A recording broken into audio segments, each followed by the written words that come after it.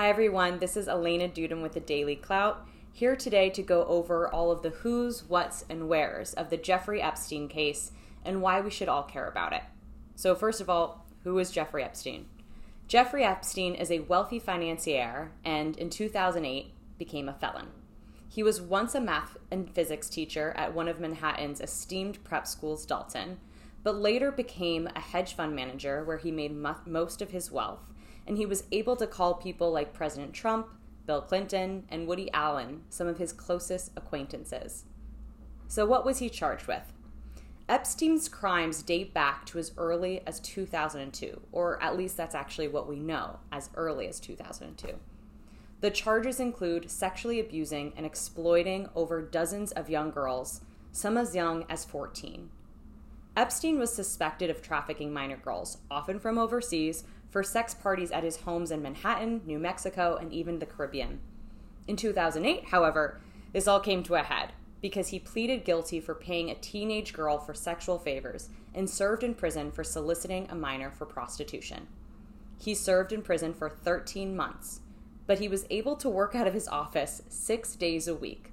He was allowed to leave for 12 hours a day, 6 days a week, to work, although he was still serving in prison. You may be asking yourself, how did Epstein get away with this very light version of serving in jail? Well, that's where Alexander Acosta, at the time the U.S.'s attorney in Florida and now President Trump's labor secretary, was the broker for this deal, and this is where he gets involved. This deal essentially shut down an ongoing FBI probe into whether there were more victims and other powerful people who took part in Epstein's sex crimes, according to the Miami Herald examination of thousands of emails, court documents, and FBI records. Epstein only had to register as a sex offender in Florida, where these crimes occurred, and then he was able to avoid check-ins with the New York officials by changing his permanent address to the Virgin Islands, though he was still living in his mansion on the Upper East Side.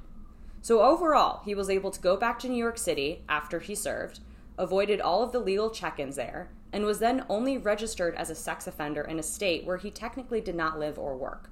In New Mexico, where he had another home, he was able to skip inclusion in the state registry altogether because of some of the laws there. So why is Epstein making headlines now? This is over 10 years since he originally served in prison for those crimes. So the moment that Mr. Acosta was appointed as Secretary of Labor in 2017 by President Trump, Julie Brown, an investigative journalist who has been following Epstein's case since 2008, turned to Acosta to uncover how Epstein got off so easily nearly 10 years prior. What she found out was that Acosta had led a team of federal lawyers who were able to negotiate the plea deal that cleared Epstein from federal sex trafficking charges. She also identified about 80 other Epstein's alleged victims. Acosta has since resigned as labor secretary, though not before he stated a few days prior that in 2008 it was a difficult case because accepting the plea deal and going to trial would mean going with witnesses who apparently at the time were scared to testify in the first place. So what's happening to Epstein now? Since Brown's untangling of this story, Epstein was arrested on July 6 at an airport in New Jersey after a flight from Paris, and has since been detained at the highly secure Metropolitan Correctional Center. In a safe in his mansion on the Upper East Side, federal prosecutors found piles of cash, diamonds, and an expired passport from a foreign country with Epstein's picture and a fake name. Mr. Epstein's lawyers explained that the passport was necessary because Epstein is an affluent member of the Jewish faith, and said he needed to acquire the passport in the 1980s, when hijacking was prevalent in connection with the Middle East travels. Though Epstein has offered his private jet an Upper East Side mansion as bail collateral so that he could await his trial under home detention, federal judge Richard Berman has denied him this.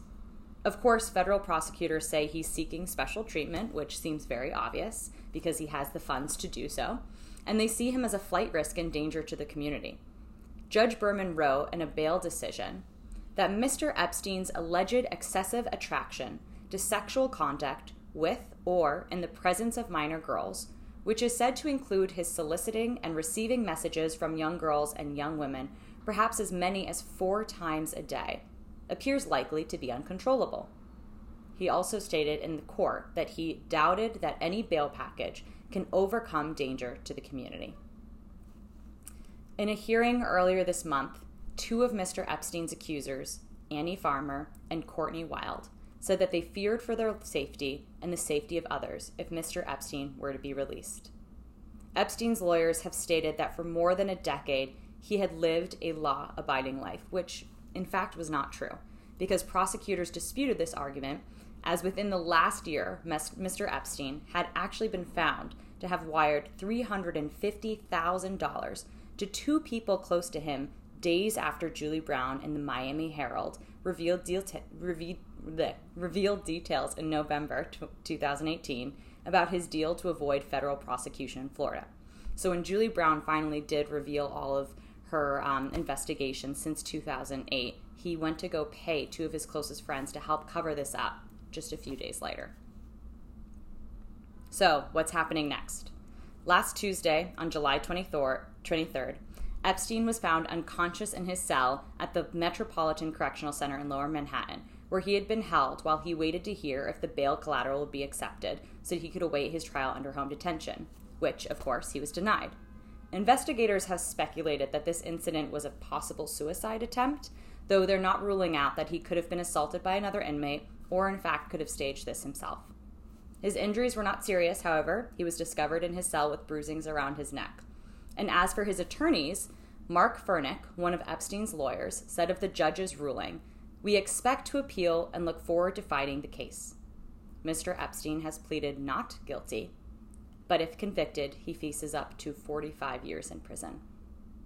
That's what we have so far for the Jeffrey Epstein case. Thank you so much for listening to the Daily Clout and joining us here. You can subscribe on our YouTube channel, Twitter, and Facebook for more articles, or thedailyclout.com for more videos and stuff like this. This is Elena Dudum. Thanks so much for being here.